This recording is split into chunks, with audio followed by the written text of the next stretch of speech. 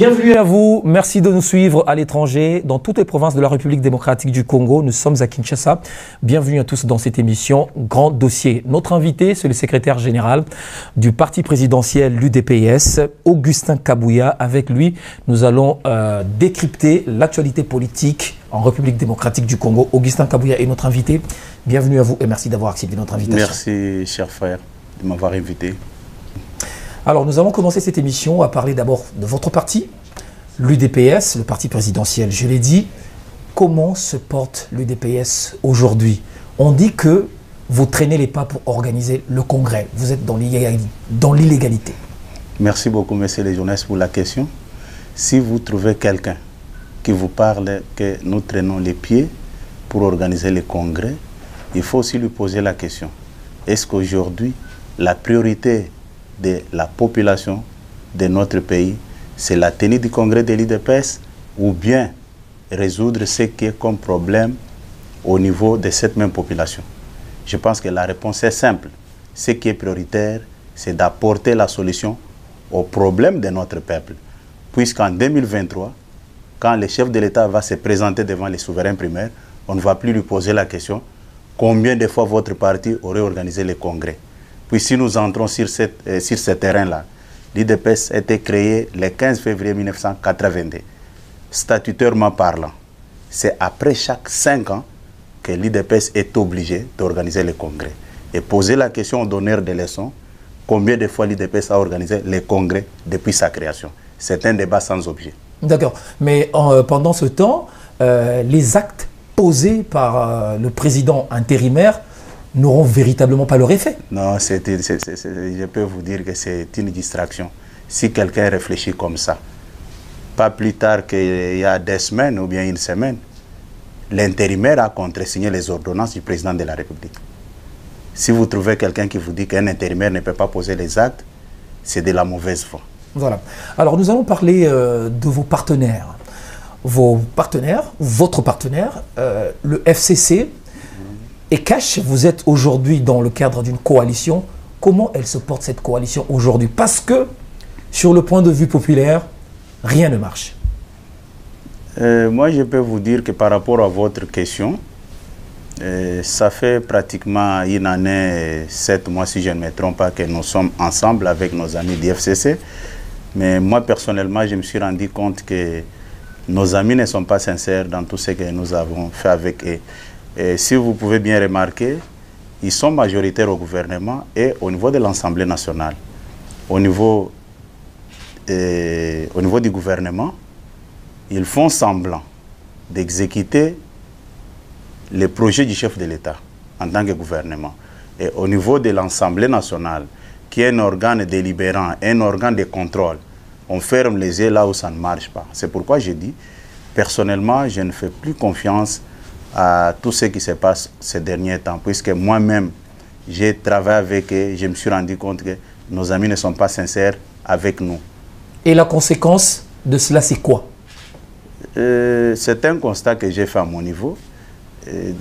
Me poser la question de savoir la conséquence, il faut bien réfléchir et prendre le courage d'agir pour ne pas pénaliser la population. Mais parce que ça risque de prendre 5 années, 5 Non, ça années ne peut pas prendre 5 années. Vous savez, personnellement, j'avais pris tout mon temps d'exhorter même nos amis du FCC pour qu'on prenne la conscience qu'on doit aider nos deux responsables.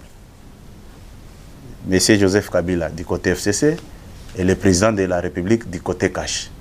Mais dans tout ça, la plupart des gens voient que leurs intérêts, c'est ça le grand danger. Puisque dans la vie, il faut toujours s'effacer et laisser la place aux autres. Mais ce n'est pas ça la logique de nos amis du FCC. Ils voient d'abord leurs propres intérêts et ils ne disent pas la vérité à leur chef. Ok. Alors, la mauvaise volonté se situe où? Au niveau des lieutenants du FCC ou au niveau des hauts responsables? Je cite ici le président de l'ancien président de la République. Non, moi je n'ai jamais. Je parle des délégués du FCC. Vous parlez des délégués? Il faut bien préciser la chose. Et personnellement, quand je dis personnellement, j'ai prodigué des conseils aux amis quand on s'est rencontré avec eux pour tenir nos réunions, aidons nos responsables. Quand j'ai prodigué des conseils pour qu'on puisse aider nos responsables, là je parle des délégués, je ne parle pas des autorités qui nous ont donné le mandat d'aller discuter. C'est là où je vous dis que nos amis ne sont pas sincères.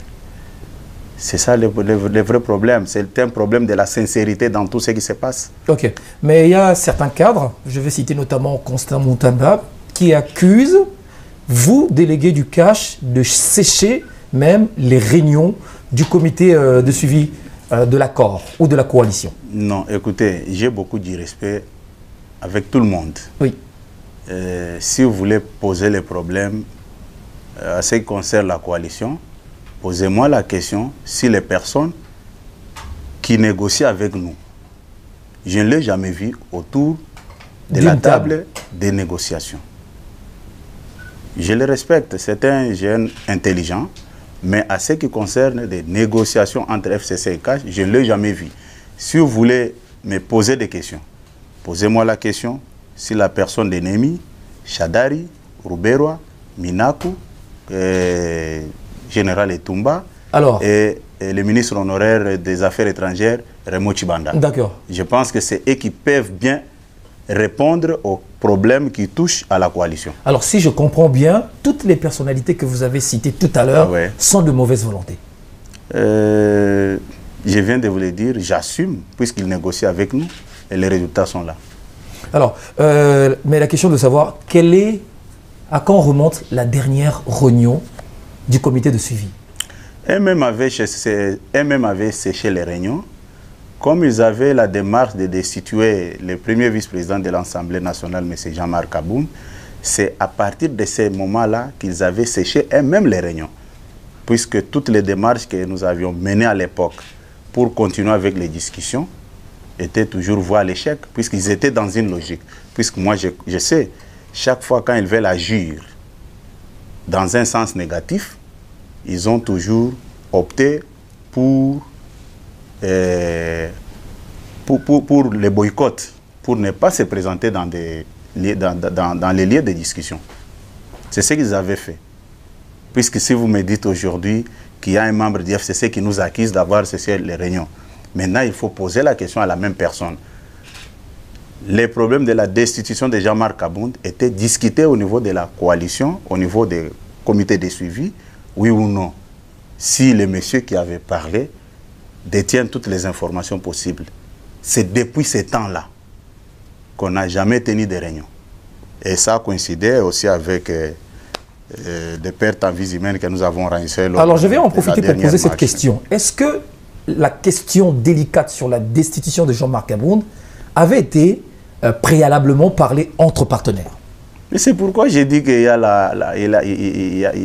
la mauvaise foi. Il y a la mauvaise foi chez nos partenaires. Puisque moi-même, j'avais pris mon téléphone pour appeler tout le monde que vous devez faire très attention. Jean-Marc est le produit de la coalition et les résultats de la coalition. Il n'est pas ses postes puisqu'il s'appelle Jean-Marc Aboun. Et si vous prenez un risque pareil de le destituer, il faut tirer toutes les conséquences qui vont suivre. Et d'abord, ils n'ont pas eu la vérité de dire la vérité au chef de l'État, ni à moi-même comme secrétaire général. À ce sujet? À ce sujet. Même les derniers jours de la destitution, j'étais avec Mme Mabunda à la Cité de l'Union africaine. Elle a été reçue par le chef de l'État. Puis ces jours-là, j'étais en audience avec le chef de l'État. Quand le protocole est venu informer le président de la République que non, la présidente de l'Assemblée nationale est dans la salle d'entente, en train d'attendre pour être reçue, directement, j'ai dit au chef, comme moi je suis de la maison, vous pouvez me recevoir à n'importe quel moment. Le chef m'a dit, ok, là c'est une bonne proposition, je dois recevoir Mme Mabunda. Et Mme Mabunda est entrée. Elle a donné même des garanties au chef de l'État que non, il n'y aura rien. Elle est repartie. Qu'il n'y aura rien. Qu'il n'y aura rien. Elle a dit ça au président. Mais je vous dis, il y a eu beaucoup de choses. Quand j'ai dit que dans cette affaire, il y a à boire, à manger, nous ne sommes pas là pour commencer à caresser le mal et continuer toujours à évoluer et tromper l'opinion que nous sommes dans une coalition. Vous avez suivi des déclarations après l'interpellation ou bien la convocation du ministre honoraire de la justice, Célestin Tounda-Kassende, vous avez suivi comment est-ce que certains membres du PPRD faisaient des déclarations autour de la coalition. Et là, je ne sais pas si quand ils faisaient ces déclarations-là, c'était pour faire avancer la coalition ou bien créer les blocages au niveau de la coalition. Mais pourquoi le président de la République n'a-t-il pas pu sauver Jean-Marc Kabound? Bon, le président de la République, en tant que garant du bon fonctionnement des institutions, il avait prodigué des conseils. Hein? C'était les problèmes que l'autre camp pouvait juger aussi avec beaucoup du sérieux possible. Mais dans le cas du problème Jean-Marc Kabound, de la destitution, mais il n'y avait pas que seulement le FCC. Il y avait aussi le MLC qui ne tolérait pas l'attitude du président. Écoutez, présenter le problème de cette manière-là, ce n'est pas sérieux. Attendez. Écoutez, lors de l'élection du premier vice-président de l'Assemblée nationale, l'MLC n'était pas dans la salle. L'MLC avait boycotté cette cérémonie-là. Et aujourd'hui, vous voulez nous faire croire que non, c'est l'MLC qui avait soutenu la destitution. Non, c'était une histoire préparée au niveau du FCC. C'est pourquoi j'ai dit que je reviens toujours qu'il n'y a plus du sérieux dans tout ce que nous faisons. Mais alors, la destitution de Jean-Marc Kabound a comme quoi conséquence? C'est quoi la conséquence? Je vous ai bien expliqué ici que Jean-Marc Kabound est un fruit de la coalition, les résultats de notre coalition. OK? Et si aujourd'hui, vous remettez en cause les résultats de la coalition, on va tirer toutes les conséquences. Qu'est-ce que nous pouvons dire par rapport à ça? Voilà. Alors, pourquoi vous avez été dans la rue? L'UDPS a été dans la rue pour manifester dernièrement. C'était quoi votre mobile? C'était l'expression de ras-le-bol contre la désignation de Ronsard Malonda. Ce n'était que ça. En dehors de ça, il n'y avait pas un autre problème. Mais on vous posera la question de savoir pourquoi vous êtes contre Ronsard Malonda, une personnalité qui a la compétence sur les questions électorales. Vous voulez qui? Ce n'est pas le FCC qui l'a désigné, ce sont les confessions religieuses. N'est-ce pas que vous avez suivi à travers les médias les responsables religieux en train de se rejeter la responsabilité sur la désignation de Malonda? Et vous voulez me faire croire maintenant là, que la désignation de Ronsard Malonda s'était déroulée dans de bonnes conditions. Mais le pasteur Sonny Kafuta rejette la responsabilité du côté des évêques catholiques. C'est entre eux. Où est la responsabilité du FCC dans cette affaire? Non, vous avez bien posé la question. Il ne faut plus vous contredire vous-même. Allez-y. Vous avez dit pourquoi vous contredisez et vous acharnez sur la désignation de Malonda. Oui. Et je vous ai dit, et je vous ai posé aussi la question, pourquoi les confessions religieuses elles-mêmes ne s'entendent même pas sur la désignation de Malonda? Il y a un problème, qu'on ne se voile pas la face. Quand il y a un problème devant nous, il faut avoir le courage de l'aborder. Alors vous reprochez quoi à Ronsard Malonda? Non, la façon de sa désignation ne correspond pas aux normes, c'est ça le problème. Juste la procédure? Mais c'est ça le problème. Tous ceux qui commencent mal et qui se terminent mal ne peuvent pas vraiment apporter la meilleure solution au problème. Alors que dites-vous par exemple de la Mouka qui exige à ce qu'il y ait d'abord un audit, des réformes au sein de la CENI avant de procéder? Malheureusement, je ne suis pas membre de la Mouka pour parler au nom de la Mouka. Moi, je parle ici en tant que l'UDPS. Et quand j'étais dans la rue ce jour-là, j'étais dans la rue en tant que l'UDPS. Et après, vous avez vu aussi la Mouka manifester. Si vous avez des questions qui touchent à la Mouka, il faut poser la question à la Mouka. Sinon, ça sera de l'ingérence de ma part. D'accord. Alors, malgré cette mobilisation, nous avons vu l'UDPS mobiliser un grand nombre de gens dans la rue. La Mouka l'a fait, le FCC l'a fait. Donc la population n'appartient à personne. Personne n'a le monopole de la rue. Est-ce que le débat était autour de la mobilisation? Ça, c'est mal présenter la chose. Nous ne pouvons même pas engager le débat autour de la mobilisation. Vous avez vu... Parce que je connais que vous avez toujours parlé de la popularité. Mais écoutez... Ou de la majorité populaire. Écoutez... Mais le FCC a montré aussi la majorité populaire. D'abord, l'FCC, c'est quoi? L'FCC n'est pas un parti politique, c'est une plateforme de partis politiques. L'FCC. Que ce soit la Mouka, que ce soit l'FCC. Mais l'IDPS, c'est un parti politique. OK?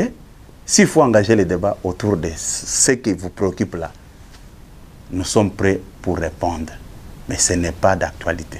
Ça veut dire quoi autrement, ce que vous voulez dire? Ou vous cachez votre pensée? Non, je vous dis, nous, l'IDPS, nous sommes la grande machine qui fait la fierté de notre pays. S'il faut parler de la mobilisation, il n'y a pas de débat. Et tout le monde est conscient autour de ça. Vous avez vu les gens recrutés comme des mercenaires, on lui pose la question. Il ne sait même pas pourquoi il est venu marcher. Et vous voulez qu'on discute autour de ça? Vous avez vu les gens passer tout leur temps dans les médias pour s'égaler à l'IDPS. Oh non, personne n'a le monopole de la... Non, non. Moi, je ne peux même pas perdre mon temps avec de tels genres de débats. J'ai grandi dans la rue. J'ai mené mon combat politique dans la rue. Et si les gens maintenant, aujourd'hui, comprennent que non, la rue c'est la meilleure voie, nous disons bravo. Ok, mais il y a eu discipline au sein des rangs de la Mouka, encore de la discipline également du FCC. Chez vous, on a compté des morts. Vous avez bien posé la question. Pourquoi chez nous on a compté des morts? Parce que, selon vos adversaires, vous n'êtes pas discipliné. Ah bon? Oui. C'est ça la réponse? C'est ça la réponse. Non, c'est de la malhonnêteté. Quand vous trouvez quelqu'un qui réagit de cette manière, n'est pas honnête. C'est quoi la vérité? Attendez, le 23 novembre, le président intérimaire de l'IDPS revenait du Rwanda. On avait fait la marche de l'aéroport d'Indili jusqu'à Limete, pendant 5 heures du temps. Il y avait une marée humaine. Et ces jours-là, on avait compté le nombre de morts. C'est toujours les mêmes combattants, avec la même police. Et ces jours-là, on avait marché. Et le 15 février, toujours la même police et les mêmes combattants, au stade des Martyrs. Il y avait des pertes en vie humaine. Alors, qu'est-ce qui fait que là-bas, il y a eu du monde, pas de mort, et ce jour-là, le jour de la mobilisation... Mais l'instruction était donnée quelque part. Est-ce que ces jours-là, vous pouvez m'expliquer ici que l'ordonnance de l'état d'urgence prévoyait que toute personne qui va agir en contradiction avec cette ordonnance allait être tuée par la police? Donc la police a tué les gens? Non, je vous pose la question. Vous voulez me faire... L'ordonnance ne le dit pas. L'ordonnance ne le dit pas. Non. N'est-ce pas que vous avez suivi les officiels de notre pays menacer les gens à travers les médias, comme si ils avaient le pouvoir de donner la mort à un Congolais qui n'allait pas marcher en conformité avec l'état d'urgence. Donc si je comprends bien, à la veille de la marche, de la mobilisation, il y avait des menaces. Mais vous êtes journaliste, vous avez tous les éléments possibles. Ces jours-là, il y a eu des menaces, on nous avait promis l'apocalypse. Et après, nous avons vécu ce que nous avons vécu ces jours-là. Mais il y a un membre influent de l'UDPS qui est vice-premier ministre de l'Intérieur. Mais il n'est pas chef du gouvernement. Il n'est pas chef du gouvernement. Il est ministre du gouvernement. Il n'est pas chef du gouvernement. Mais il reçoit aussi... Non, non. La police, c'est de son ressort aussi. Non, écoutez. Oui. Il reçoit les instructions au niveau du chef du gouvernement. Il faut dire les choses clairement comme ça. Pourquoi a-t-on demandé alors sa démission? Ah oui, vous avez bien posé la question, puisqu'il avait exécuté l'ordre mal donné. Il a exécuté l'ordre de vos détracteurs? L'ordre mal donné. Donc jusqu'à présent, vous appelez... Où est-ce qu'il avait fait la déclaration? C'était à la primature. Donc, si je comprends bien, jusqu'à présent, vous demandez toujours sa démission? Ce n'est pas ça le sujet d'actualité. L'IDPS s'est déjà prononcé autour de la question que c'est le gouvernement qui est responsable. Ce n'est pas le vice-premier ministre qui est responsable et nous étions clairs dans notre communiqué. Ok. Alors, qu'est-ce qui s'est fait que on a préparé des ordonnances à la hâte, on a envoyé, ces termes sont utilisés par vos détracteurs, ce terme est utilisé par vos partenaires, vous avez profité, le président a profité d'envoyer le Premier ministre à Lubumbashi et immédiatement après, on signe les ordonnances. Vous pensez que le chef de l'État, pour agir, il doit faire des courbettes devant un groupe d'individus?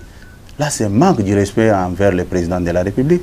Je l'ai dit ici tout à l'heure, dans mon introduction, que nos amis ne sont pas sincères. Est-ce que vous trouvez ça normal? Vous ne sentez même pas que ça sonne mal quand un poignet de gens s'organisent pour tenir de tels genres de propos vis-à-vis d'un président de la République? Il a peur de quoi?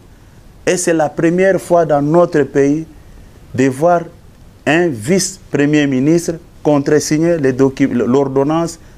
ordonnances du président de la République.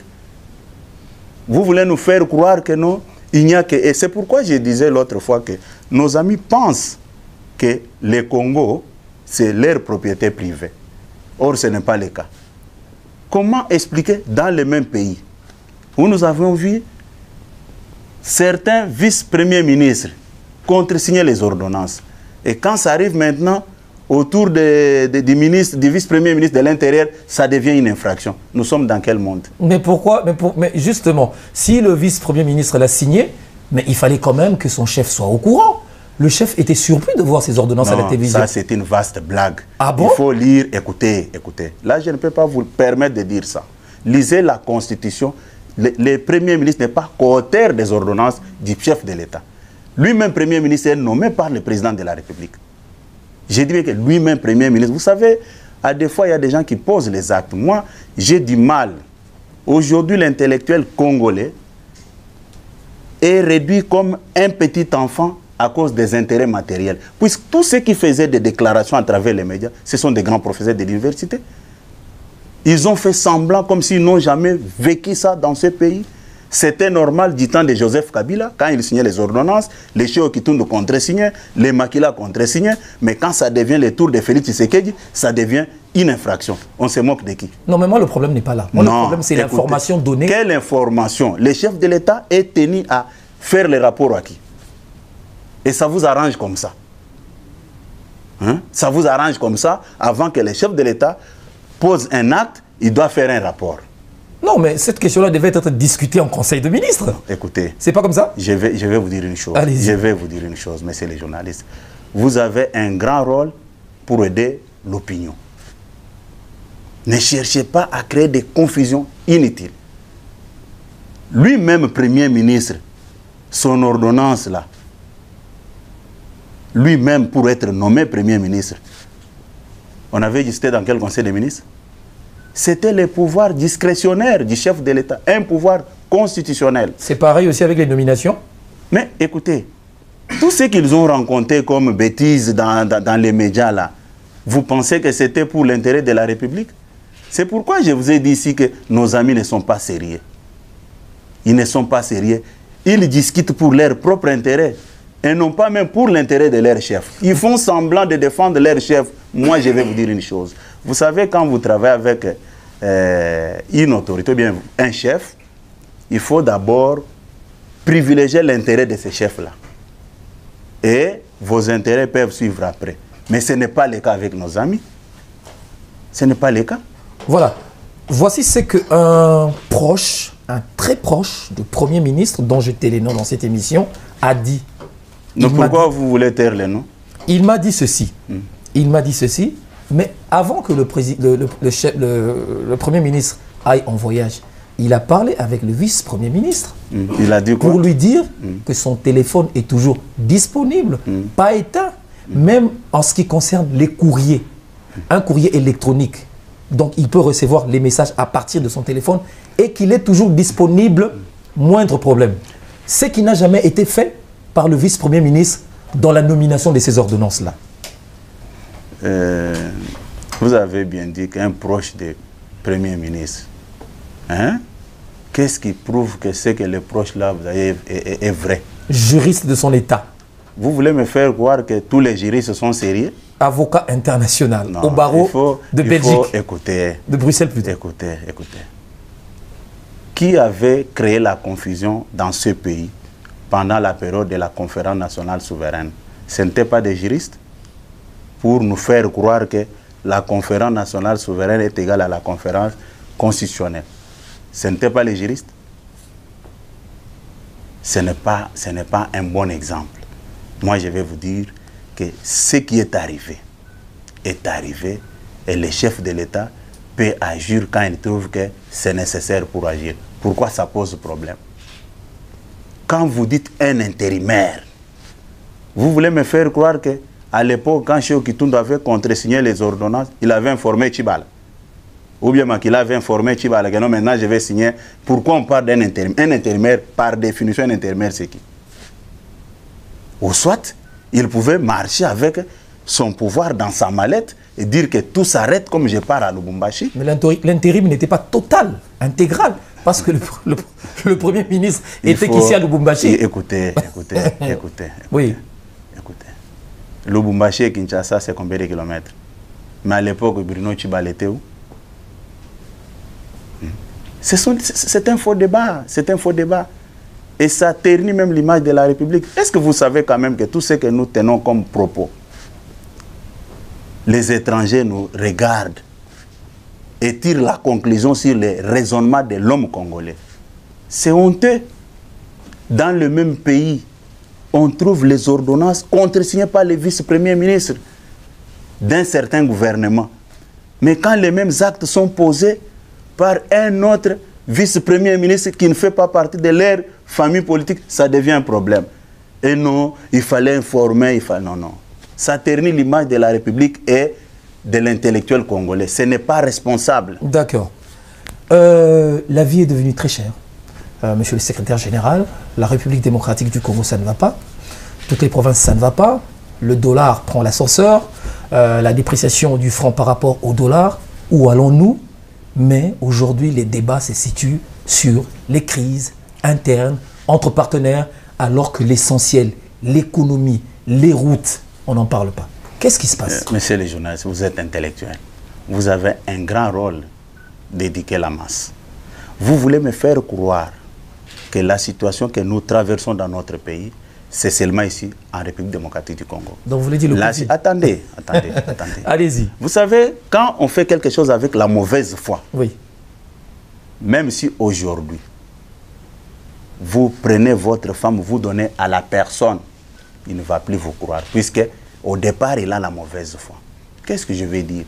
Quand nous regardons les grandes nations à travers le monde, quel est le niveau de leur économie? En commençant par les États-Unis, cette affaire de Covid-19 a paralysé l'humanité tout entière. Regardez d'abord quand je dis qu'il y a un problème de la mauvaise foi. Quand nous avons découvert un seul cas de Covid-19, rappelez-vous la réaction d'Intambouement au Sénat. Nous ne pouvons pas travailler, on arrête le tout pour éviter la propagation de cette pandémie au Sénat. Là, il y avait un seul cas. Et nous étions obligés de fermer toutes les frontières. Mais aujourd'hui, au moment où nous comptons plusieurs cas, oh non, il faut arrêter avec l'état d'urgence. Non, on en a marre, il faut arrêter. Est-ce que nous sommes sérieux? Pour un cas, on arrête. Maintenant, quand nous comptons plusieurs cas, oh non, on en a marre, il faut relancer les activités. Non, il n'y a plus du sérieux. Il n'y a plus du sérieux. Les amis travaillent matin, midi, soir, puisque vous savez, parmi eux là, il y a des gens sérieux qui ne sont pas d'accord, qui nous livrent aussi les informations. Comme qui? Vous ne voulez pas citer non plus le nom? Toi, tu as refusé de citer le nom. Je m'inscris aussi dans la même logique que toi. Je ne cite pas aussi le nom. Okay. Non, attendez, c'est très important. Oui. C'est très important. Puisque je vois les gens faire les défilés dans les médias, où il y a un problème de dépréciation monétaire, il y a ceci, il y a un problème de dollars, ainsi de suite. Comme si les problèmes économiques est seulement dans notre pays. Mais c'est de la méchanceté. Je dis que c'est de la méchanceté et vous sentez même la mauvaise foi de la part de ceux qui parlent. Hein? Je vous ai dit ici qu'il n'y a aucune économie au stade actuel à travers le monde qui est stable par rapport à cette histoire de Covid-19 qui a mis l'humanité à genoux. Toutes les économies touchées. Mais écoutez, s'il y a les gens sérieux, ils pouvaient commencer à expliquer. Tout ce qu'on dit, non, voilà, on a vidé toutes les réserves, il y a ceci. Les vrais problèmes qui a paralysé les secteurs économiques, c'est le problème de Covid-19. Comment expliquer dans un pays où tout était au ralenti, Mais vous voulez voir cette économie-là tenir debout. Comment expliquer ça? C'est par quelle baguette magique? On nous prend pour des petits enfants ou bien des grandes personnes qui passent leur temps aussi à suivre les formations de certaines nations à travers le monde. Ce n'est pas du tout sérieux, messieurs les journalistes. Voilà. Alors, il y a une disposition de la Constitution qui disait le président de la République reste jusqu'à l'installation du président élu. Aujourd'hui, quel est l'essence que vous donnez? Parce qu'à l'époque, vous aviez critiqué cela, parce que le président de la République était resté, puisqu'il n'y avait pas l'organisation des élections, il devait rester. Vous aviez critiqué ça. Aujourd'hui, quel est l'essence que vous donnez à cette disposition? Je suis très à l'aise par rapport à votre question. Oui. La RDC va organiser les élections en quelle année? En principe, vous organiserez les élections en 2023. Mais pourquoi on est pressé? Nous sommes en 2020, ok? Mais on me pose la question d'une situation qui doit avoir lieu dans 3 ans. Répondez à ma question. Écoutez. Ça vous dérange, hein? Ça ne me dérange pas. On peut changer. Écoutez, ça ne me dérange pas. Ça ne me dérange pas. D'abord, je ne suis pas rédacteur de la Constitution. Ce n'est pas moi qui ai mis cette disposition-là dans la Constitution. La Constitution, c'est une loi fondamentale que tout le monde doit respecter. Si c'est constitutionnel, je ne vois pas pourquoi on doit engager le débat aujourd'hui. Et surtout que nous ne sommes pas en 2023. Voilà. Alors, à quand les mandataires dans les entreprises publiques? C'est une question qui était discutée au sein de la coalition, dans vos réunions. Aujourd'hui, c'est au point mort. C'est ça? Non, ce n'est pas au point mort. Le problème, c'est lequel? Comme je l'ai dit ici, au début de l'émission, nos amis doivent prendre conscience que le Congo appartient à tous les Congolais. Les Congolais n'est pas leur bien privé. C'est ce qui est plus important. Nous avons travaillé sur 10 entreprises où il y avait des intérimaires. Bon, après, nous entendons voir aussi comment continuer à travailler, puisque toutes les entreprises sont gérées par eux. Et j'étais surpris quand j'ai vu nos amis qui contrôlent l'Assemblée nationale à 70%, qui contrôlent le gouvernement à 65%, mais qui prennent quand même le courage de dire aux gens que non, rien ne marche. Mais je me pose des questions. Est-ce qu'ils comprennent un peu l'essence de leur démarche ou bien ils ne comprennent pas? Oh non, pas question de dictature. Et ce jour-là, j'ai vu quelqu'un qui était redouté dans notre pays ici. Vous voulez dire l'ancien chef de renseignement?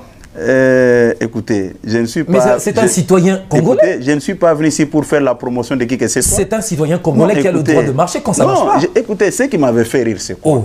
Qu'on aille dire ça aussi à la famille de Rossi Mukendi, Thérèse Kapangala, et aux familles de tous nos compatriotes qui ont versé de leur sang. Au moins, ils avaient la commande de la République. Et je me suis dit, bon, si les amis pouvaient comprendre que les choses ont changé, regardez seulement aujourd'hui comment ils sont en guerre contre la justice.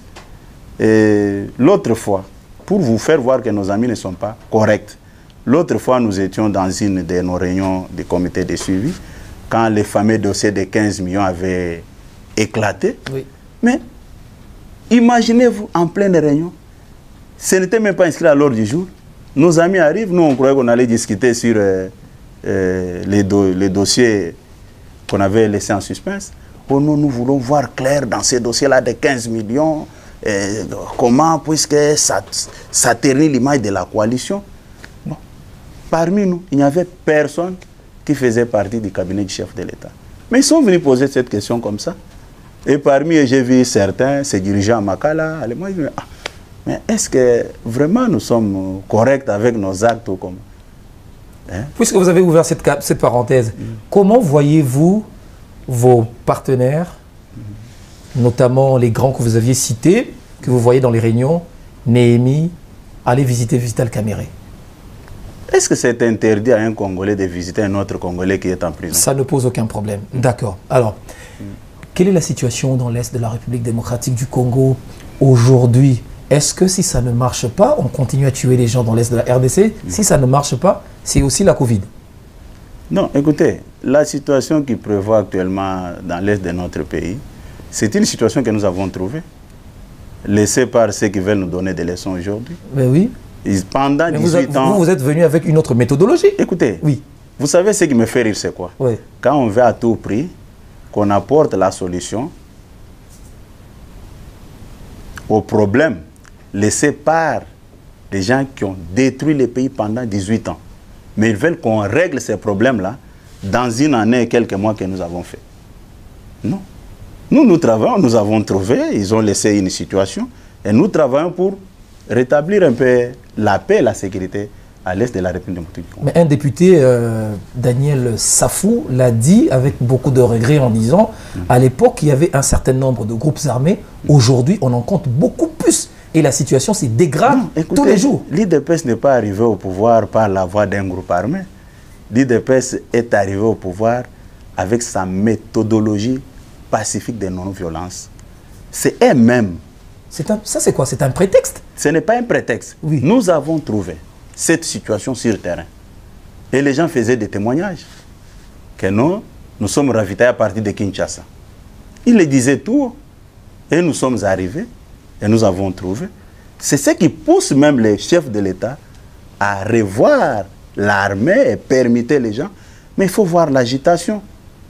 Quand les chefs veulent rétablir de l'ordre, ça crée des problèmes. Vous pensez que les gens s'agitent pour rien? Les gens s'agitent puisqu'ils ont des dividendes dans tout ce qui se passe comme des ordres dans le pays. C'est pourquoi nous disons, nous ne pouvons pas laisser passer des choses comme ça. D'accord. Mais à l'époque, je lisais même un tweet de celui qui était le chef de votre parti, devenu aujourd'hui président de la République, quand Joseph Kabila était encore au pouvoir. À chaque mort, c'était comptabilisé sur le compte de Joseph Kabila. Et aujourd'hui, les morts d'aujourd'hui, on va les comptabiliser sur le compte de qui? Vous avez bien posé la question, à moins que je me trompe. Nous venons, nous trouvons une situation sur le terrain créée par les gens que vous venez de citer. La situation là est créée par les gens que vous venez de citer. Puisque nous, quand nous sommes arrivés au pouvoir... Donc la guerre est créée par vos partenaires? Écoutez, quand nous sommes arrivés ici, quand nous sommes arrivés au pouvoir, n'est-ce pas que nous avons trouvé tous ces groupes armés là, en train de témoigner que certains sont ravitaillés par Kinshasa. Là, l'IDPS était au pouvoir. Qui vous a dit qu'il y a eu coupure des cordons ombilicaux de ces groupes armés avec leurs fournisseurs? Qui vous a dit ça? C'est une situation que nous sommes en train de mûrir pour apporter la solution. Et le président de la République avait fait cette promesse d'établir un QG là-bas. Est-ce que cette promesse, aujourd'hui, elle tient encore? La promesse est de mettre un quartier général au niveau de l'Est, mais à moins que je me trompe. Je me rappelle à une certaine époque, le chef d'état-major avec plusieurs de ses collaborateurs étaient à l'Est en train de diriger les opérations. À moins que je me trompe. Et ça ne peut pas rester tous les jours. Ils peuvent aller et rentrer et ça continue comme ça. Mais dire qu'ils vont rester là-bas tous les jours, c'est-à-dire on a abandonné le reste des territoires nationaux pour aller se focaliser à l'Est, je ne pense pas que ça peut se faire comme ça. Alors, aujourd'hui, les membres du collectif de Vital Kamerhe, les avocats du collectif de Vital Kamerhe, estiment que cette affaire devient de plus en plus politisée du fait que l'avocat qui est à l'étranger, qui devait venir sur Kinshasa, s'est vu refuser son visa. Ça devient de plus en plus flou. Et avec ça, on sent qu'il y a de la politique là-dessus. Eux-mêmes les disent dans leurs tweets, eux-mêmes les disent dans leurs réseaux sociaux, que c'est une affaire véritablement politisée. Mais malheureusement que je ne travaille pas au ministère des Affaires étrangères. Pourquoi vous voulez que je me comporte comme les gens que nous avons critiqués hier? D'abord, cette affaire qui touche à la justice. Je suis secrétaire général d'un parti politique. Je n'ai pas de point de vue à mettre là-dessus. C'est un problème qui se trouve au niveau de la justice. Et le problème des visas, c'est au niveau du ministère des Affaires étrangères. Si moi, personnellement, je peux répondre, quel est l'argument que je peux avancer au moment où je ne suis pas dans les institutions, je ne fais pas partie du ministère des Affaires étrangères, je ne peux pas faire ça, puisque je suis membre d'un parti politique. Un parti politique ne peut jamais se substituer au lieu et place des institutions. Sinon, ça sera le chaos. Je ne peux pas. Et vous-même, à titre particulier, quand est-ce que vous rendrez visite à Vital Kamerhe comme font les autres? C'est un partenaire de taille pour vous, qui vous a aidé pendant... Est-ce que vous contrôlez tous ces appels téléphoniques et tous ces SMS? Si, non, je ne parle pas des appels, si vous avez appelé Vital Kamerhe, rendre la visite, parce que vous, rendre visite, puisque si vous vous déplacez, les médias le sauront. Hein. Écoutez, vous pensez que les délégués de l'INC, qui sont aujourd'hui dans les entreprises publiques, ils sont tombés du ciel sans le quitus du président de l'INC? Vous pensez que les choses sont... Je ne parle pas de ça. Hein? Je ne parle pas de ça. Non, je te pose la question. Il est vrai qu'il est au courant, oui, il est au courant, ça se passe entre vous? Non, non, ce n'est pas qu'il est au courant. Il a donné son quitus. Bien sûr. Il a dit, j'envoie tel document à telle personne. Ok? Je ne peux pas parler de certains problèmes privés. Aujourd'hui, si je parle avec le président de l'INC au téléphone, sur une situation quelconque, s'il cherche même à connaître mon état de santé, je dois sortir, aller rencontrer ça sur le média, que non, voilà, il a dit ça, ça. Je ne dis pas que vous allez rencontrer. Oui, voilà, je dis... Visite. Écoutez, s'il y a des gens qui veulent faire des promotions, mais ce sont les mêmes qui voulaient voir clair dans le dossier de 15 millions. C'était les mêmes qui voulaient encore voir clair dans ces dossiers-là. Vous pensez qu'aller visiter quelqu'un, c'est quelque chose d'extraordinaire?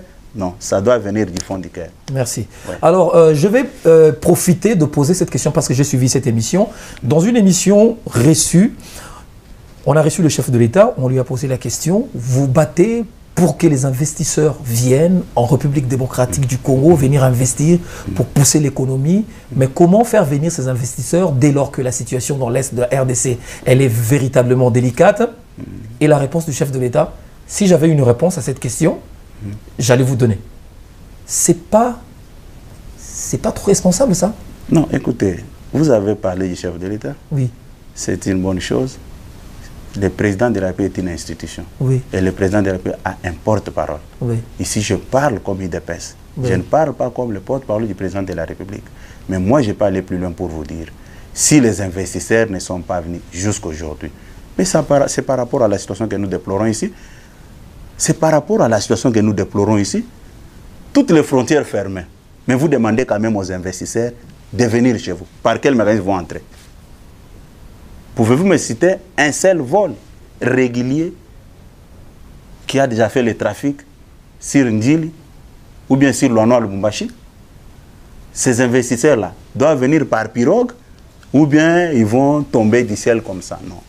Qu'on ne cherche pas à faire croire à l'opinion que si les investisseurs ne sont pas arrivés, parce que non. Il y a une situation mondiale que tout le monde doit d'abord regarder avant de chercher des médias à 14 h que non, voilà, on attendait les investisseurs. Un jour, j'ai discuté avec un membre du parti. Oh non, j'ai des investisseurs, j'ai pris contact. Moi, je dis, mais oh, écoutez, vous êtes sûr que ces investisseurs-là vont venir? Leur propre pays, les frontières sont fermées. Ici, chez nous, les frontières sont fermées. Bon, comment ce dernier peut quitter son pays et arriver chez nous? C'est pratiquement impossible. C'est pratiquement impossible. Hein? Qu'on ait le courage de dire que non, le contexte et la situation que nous traversons maintenant ne nous facilite pas les choses. Mais comme il y a toujours la mauvaise foi, de chercher à faire croire à l'opinion que non, voilà, si ça ne marche pas, parce que comme j'ai suivi certains de vos confrères en train de tirer sur l'IDPS, non, l'IDPS n'a aucune vision sur le pays, et ce sont les mêmes, quand les faits Tshisekedi étaient en vie, ils passaient tout leur temps à nous critiquer. Non, attendez, les jours où Tshisekedi va mourir, cette histoire-là de l'IDPS va disparaître. Mais après la mort de Etienne Tshisekedi, les gens nous sous-estimaient. Les gens ne savaient pas que si Tshisekedi meurt aujourd'hui, l'IDPS va montrer ses vraies couleurs. Et après la mort de Tshisekedi, l'IDPS est arrivé au pouvoir, sans Tshisekedi. Ok? C'est la même chose aujourd'hui. Tous ceux qui font du bruit de gauche à droite, le président de la République a montré à la face du monde de quoi il est capable. Dernièrement, avec la situation de l'armée zambienne, qui occupait une grande partie de notre territoire. Et c'était devenu aussi un sujet d'actualité. Oh non, notre pays est occupé par les étrangers. comme si c'était la première fois. Mais il a résolu le problème par la voie du dialogue. OK? Il y a que les gens se tranquillisent. Souvent, quand les gens nous critiquent, ils nous aident beaucoup. Les gens nous aident beaucoup. Puisque vous savez, je pense que je ne dis pas que vous l'avez dit, je ne sais même pas si vous aussi, vous étiez dans cette logique-là de critiquer l'IDPS. Non, moi, à l'IDPS, écoutez, oui. Nous avons suivi beaucoup de bêtises qui se rencontrent sur le parti. Et à chaque moment, quand les gens parlent, nous faisons semblant, nous prenons position. L'IDPS est un coquille vide. Il n'y a pas une crème intellectuelle à l'IDPS. L'IDPS va disparaître avec la mort de Tshisekedi. Mais nous avons montré à la face du monde que ce que les gens pensaient de nous, ce n'était pas ce que nous, l'IDPS, nous représentons. Nous sommes arrivés au pouvoir sans Étienne Tshisekedi, puisque nous étions formés par Étienne Tshisekedi. Même la situation que nous traversons ici, les gens doivent se tranquilliser. Nous ne disons pas que tout va... Vous allez la gérer? Non, j'ai dit que nous allons surprendre tout le monde. Ok. Alors, ouais. Puisque nous ne sommes pas arrivés au pouvoir pour nous enrichir. Nous avons gardé notre esprit des peuples d'abord. D'accord. Alors dites-moi, à la fin du mandat du chef de l'État, qui sera finalement comptable devant le peuple? Parce que vous avez un Parlement composé, vous avez dit 70% composé par le FCC, votre partenaire, le gouvernement 65% c'est eux. Qui sera finalement comptable dès lors que vous avez évoqué le manque de volonté de leur part? Qui sera comptable? Nous ne sommes pas les petits-enfants. On s'organise aussi pour contourner cette affaire. Dans les 3 ans qui vous restent? Oui, j'ai dit, nous ne sommes pas des petits-enfants. Que les gens continuent toujours à rêver, à nous sous-estimer. Et on va surprendre tout le monde. D'accord. Ok, nous allons pratiquement terminer cette émission. La situation dans le Congo central. Il se dit que l'UDPS soutient et derrière Atumatu Bwana. Atumatu Bwana est devenu pratiquement un peu têtu, il n'écoute personne. Il y a eu une lettre du procureur près la Cour constitutionnelle qui a demandé à ce qu'il puisse quitter. Il est toujours là, il y a des marches, malgré tout, il ne part pas. Qui est derrière Atou finalement? Merci beaucoup. Je pense que les problèmes que vous posez aujourd'hui, ça a été déjà posé au niveau des comités de suivi. Déjà? Oui. Mais pourquoi il n'y a pas de solution? D'abord, non, écoutez, je vais vous répondre, soyez calme. Oui. L'Assemblée provinciale du Congo central est majoritairement FCC. Oui. Mais quand les procureurs du Congo central avaient demandé qu'on puisse résoudre ce problème au niveau de l'Assemblée nationale, à moins que je me trompe, quand les députés avaient traité le dossier, puisqu'il y a des déchéances dans beaucoup de provinces, initiées par les députés. Oui. Mais eux-mêmes, ils avaient toute la matière pour résoudre les problèmes. Est-ce qu'ils avaient pris le courage de les destituer? Et aujourd'hui, l'IDPS a combien de députés provinciaux au niveau de l'Assemblée provinciale du Congo central? Hein? Quand ça ne marche pas, c'est ça la mauvaise foi dont je parle. Mais les députés provinciaux avaient exigé son départ. Non, écoutez, c'est faux. C'est faux. Je me rappelle, quand j'avais abordé les problèmes au niveau des comités, j'avais posé cette question aux amis. Mais vous avez une majorité au niveau de l'Assemblée provinciale. Pourquoi vous n'avez pas obtenu la tête du gouverneur? Et aujourd'hui, on cherche toujours des boucs émissaires. Que non, voilà, l'IDPS est en... Bon, l'IDPS soutient les gouverneurs comment? C'est la politique, on ne sait pas. Non, je demande comment. Non. Les vrais problèmes, à l'époque, ils voulaient mettre ça sur la tête du vice-premier ministre et ministre de l'Intérieur. Et j'avais dit aux amis, vous n'êtes pas sincères si vous présentez la chose de cette manière-là. C'est comme ça que j'avais signé un communiqué pour protester contre cette démarche. Nous avons combien de députés? Nous n'avons même pas 5 députés au niveau de l'Assemblée provinciale. Et quand ça ne marche pas, vous dites que non, c'est l'IDPS. Quand est-ce qu'ils vont dire que non, maintenant c'est l'IDPS qui est en train de faire un bon travail? Et surtout que nous sommes dans une coalition. Si nous sommes sincères les uns envers les autres, on peut évoquer de tels genres de problèmes. Je vous dis, les amis travaillent sur l'échec du chef de l'État. C'est quelque chose que je ne peux pas cautionner. Hein? Nous avons pris beaucoup de risques pour convaincre nos militants à accepter cette coalition. Nous, moi et le premier vice-président Jean-Marc. Et c'était toujours eux qui commençaient à faire passer des fausses informations. Oh non, ces gens-là sont avec nous. Et quand nous avons compris que c'était l'RG, nous avons pris position comme des responsables politiques. Voilà, alors monsieur Augustin Kabouya, quelle est l'unique façon pour que, entre vous, les partenaires, les choses puissent aller de la bonne manière? Comment sauver? Non, on doit être sincères les uns envers les autres. Le seul problème, c'est la sincérité. C'est la sincérité. Écoutez, quand nous sommes retrouvés dans cette coalition, il faut regarder même la manière dont ils présentent la chose. Ils minimisent les gens qui gèrent le parti. Oh non, cette affaire de coalition, c'est entre deux personnes, Joseph Kabila et Félix Tshisekedi. Nous disons bravo, ce n'est pas mauvais. Mais nous avons une masse que nous gérons. Moi et le président Jean-Marc Abound, nous avons pris notre risque de défendre la coalition au niveau de notre base. Et vous savez, à des fois, on était victime de certaines réactions de la part de notre... Des partisans radicaux. Oui, ils nous ont menacés. Mais si je vous posais la question, combien de fois les responsables, je parle du PPRD, combien de fois ils ont pris le temps d'expliquer à leurs militants, comme nous on le faisait à travers des matinées politiques. Vous ne me citerez pas un seul instant où ils avaient mené la même démarche. Au contraire, et tenaient leur matinée en promettant aux autres que non, rentrée politique de Joseph Kabila 2023, Joseph Kabila va récupérer le pouvoir. Mais mon frère, nous sommes dans une coalition. Ces discours que vous développez là, et vous vous rendez compte de ce que ça fait? C'est-à-dire, nous, on était en train de travailler pour eux. C'est quelque chose que nous ne pouvons pas accepter. Voilà. Mais jusqu'au point que dans la dernière émission, vous avez même dit à cette population, à vos membres, vos partisans, que Joseph Kabila est crédible.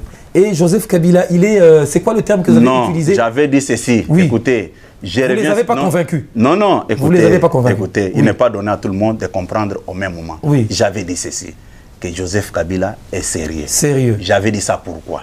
Nous étions en compétition. Joseph Kabila avait aligné son candidat Emmanuel Chadari. Et après avoir constaté que son candidat avait échoué, il a reconnu la défaite de son candidat. C'est à ce titre-là. Ah, exactement. C'est à ce titre-là que je l'avais reconnu qu'un monsieur est sérieux, puisqu'il avait reconnu. Et même quand je parle avec vous, oui, je l'ai dit, ses collaborateurs qui l'ont amené jusqu'à là où il est, pendant 18 ans, ne sont pas sincères. Et je l'ai toujours dit.